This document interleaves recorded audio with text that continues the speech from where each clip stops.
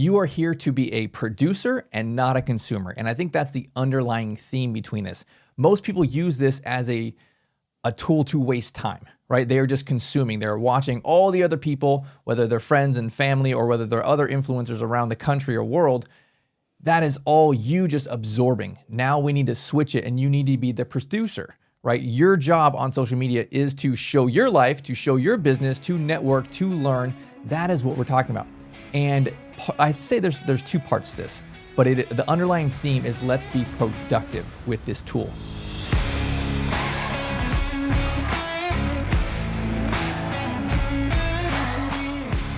Welcome back to The Donkey and The Bee, where men are jackasses and women are biatches, where we work together to build an extraordinary life. Tune in to up your game in your marriage, entrepreneurship, and finances.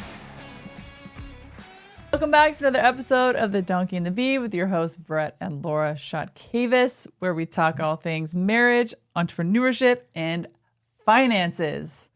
Yeah. And we love talking about finances. That's my favorite thing to talk about. I know. It's one of the best things to talk about. I know. Yeah. So we want to come at this from the perspective of how do you, a husband and a wife, how do you get on the same page with finances? And today we're going to talk about some things that we cut out of our life specifically in order for us to make more money and ultimately grow our business, get to financial freedom quicker, and build our net worth. So there are many things to cut out of your life if you want financial freedom. I think this is just one that is prevalent in our culture now, that everyone uses this daily, hourly, and probably sometimes every minute. And so I think it's important to kind of reframe your mindset on how you look at this specific thing that we're going to talk about today. So we're talking about cutting social media out of your life and really taking back your time. And we use social media heavily. So I want to unpack this because there is a distinction. We're not saying never use it because I think I probably use it a good amount, a lot, but I use it in a certain way. And that's what I want to talk about today. Are you the consumer or are you the producer?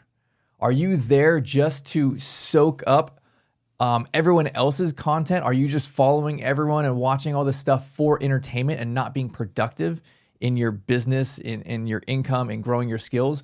Or I want to talk to you today about cutting that, switching the script, and now being a producer, now using social media to produce more income and grow relationships and things like that.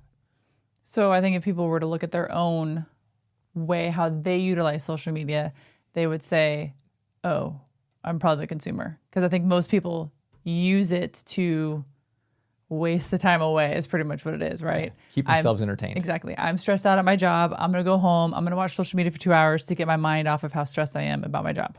Yeah. So there's so much power in social media, and it's an amazing tool. So you just need to reframe this as this is not Netflix. This is a business tool, and it's a very powerful business tool, and you can waste your time on social media, or you can be very productive on social media. And the people that are using this properly, they've really gone through a series of steps that I want to unpack to say, here's how I can leverage social media to 5x my income and grow my net worth and hit financial freedom. And there's so much opportunity you can use this tool for. So we've talked about the theory of why we think social media should be cut out in order to make more money. So I love the theory of it, but I think getting real with it and actually telling people what we actually did step by step on how to get this out of our life, I think will be more useful for our listeners so that they can understand, oh, hey, yeah, I know it's bad. I should be actually the producer, not the consumer, but how do I go about doing that? So we actually have 4 steps, 4 different steps that we took to cut social media out so that we are not the consumer, that we were the producer of the content. So the first step, this is probably the easiest step, for me at least, it was the easiest step, was unfollowing 99% of the friends that you have on your social media. Doesn't matter what it is, Facebook, Instagram, TikTok, all of the things, right? Threads, X, all of them. Unfollow 99% of people. So to clarify on this, here's the theme behind it. Unfollow everyone that you see for entertainment, right? And that's probably most of your people, even including friends and family and you can keep mom and stuff in there, but most of those people that you just like, oh, they're just posting their trip to the gym and vacation and all that kind of stuff, cut all of those people. You don't need to see any of that. That is entertainment. But keep the people that you have for networking and you follow for business growth and things like that. If it can lead to making you money in relationships or in skills, keep those. But everything else that is entertainment, cut all of those people.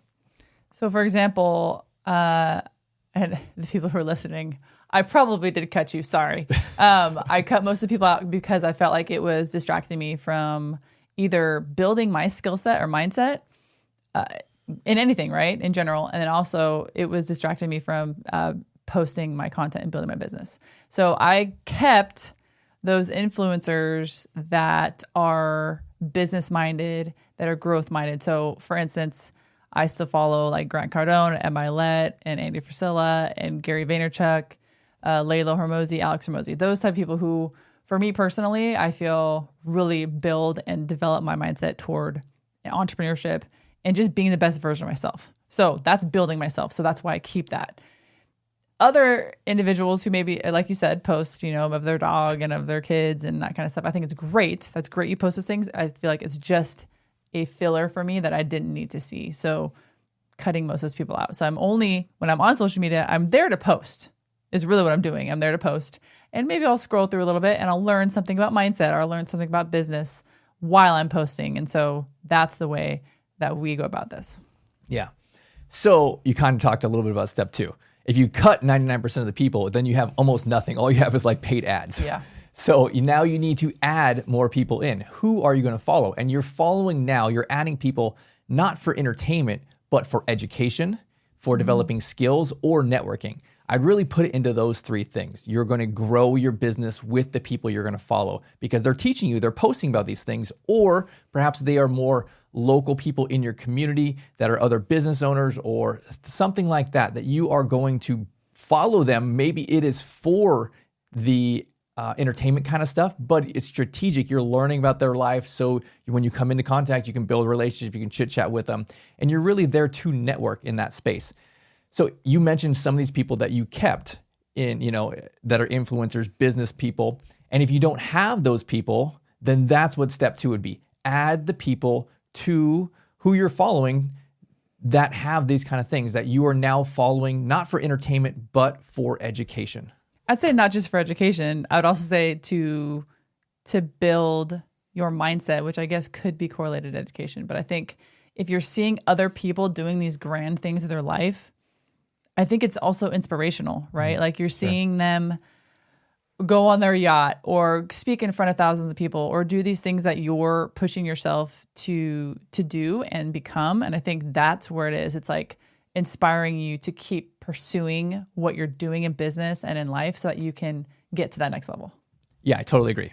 Okay, so step 3 is now use this as a business tool. You are here to be a producer and not a consumer. And I think that's the underlying theme between this.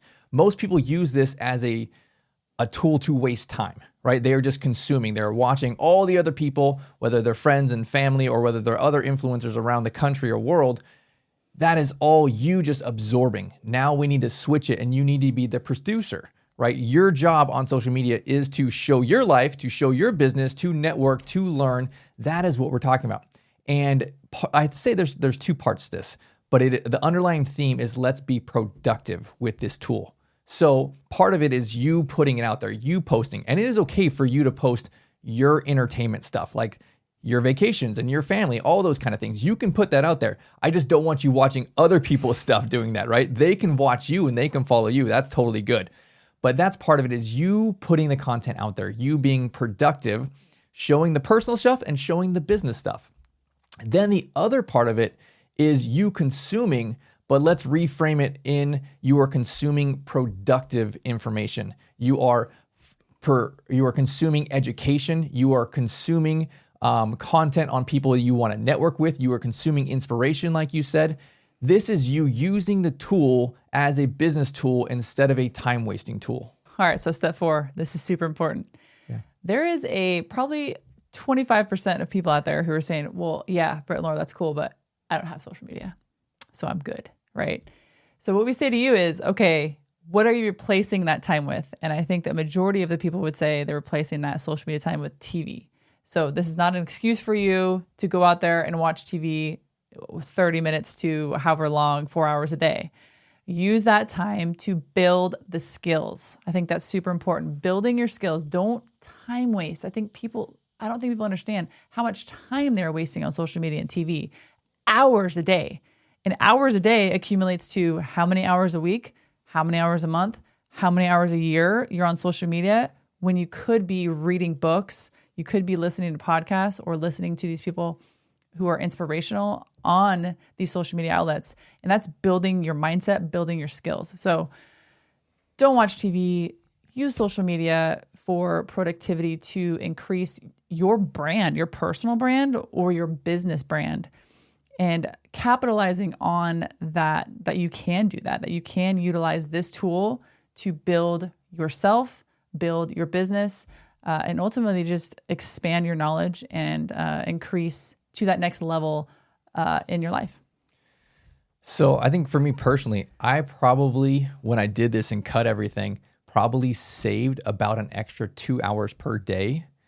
And so the way I think of it, instead of me working 5 days a week, I'm now equivalently working 6 days a week, right? Maybe more than 6 days a week.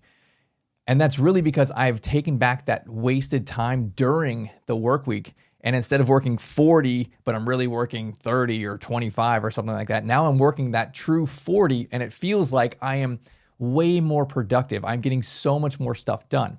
And then I am also compounding that with, I'm taking this extra time, not only to be productive, but to learn, to leverage the tool that social media is, going on YouTube and learning all these different skills of investing and compound interest and all these different niches for real estate, right? There's so many different things that you can do. So take back that time because it's at least 10 hours a week. I would say some people it's 20 hours a week of wasted time on social media. If you had 20 more hours of productivity, I mean, that's almost like 13 months in the year of working instead of 12, right? Like you just got so much further ahead of everybody else.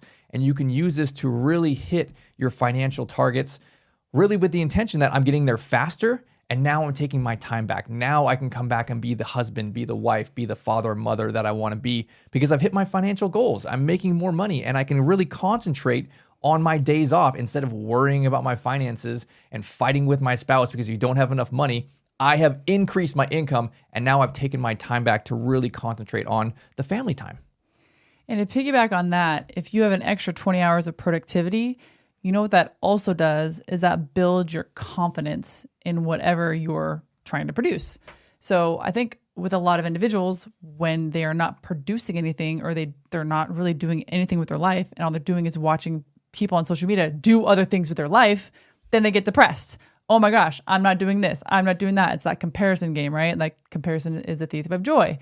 So I think if you're looking at that less, putting that to the side, focusing on what you are producing and what you are putting out there, you're not only inspiring other people who are watching your content, you're also inspiring yourself and you're actually getting more confident. You're building your confidence slowly through those just few hours a day that you're cutting that.